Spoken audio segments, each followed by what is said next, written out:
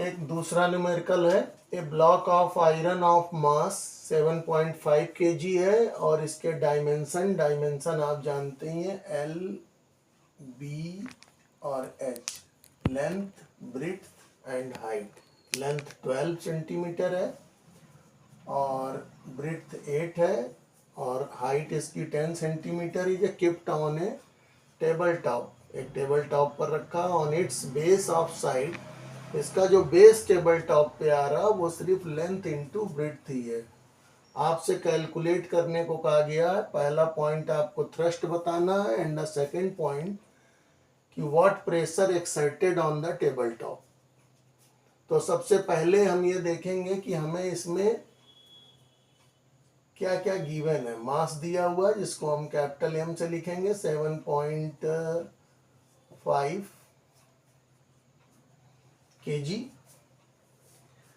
Now we know that कि force we also know that कि force equal to mg। We also know that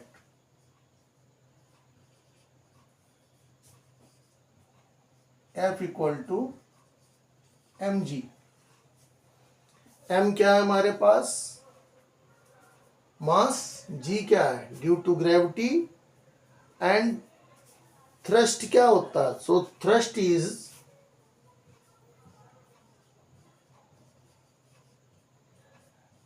mg। m कितना हमारे पास? 7.5। g 10 metre प्रति second square, small g। Multiply करेंगे 75 Newton. Thrust हमारे पास कितना आ गया? 75 न्यूटन।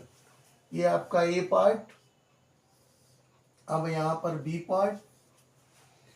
बी पार्ट में क्या कह रहा है? Area of the surface iron block on the table top. तो एरिया के लिए क्या यूज कर लेंगे हम? L इंटू बी, 12 इंटू 8, दोनों सीएम में है, 96 सेंटीमीटर स्क्वायर। ये हमने एरिया निकाल लिया। एरिया के लिए हमें लेंथ और ब्रिथ दो चीजों की ही आवश्यकता होती है। अब 96 सेंटीमीटर स्क्वायर को हम किस में चेंज करेंगे? मीटर में। तो ये हो जाएगा 0.0096 मीटर स्क्वायर।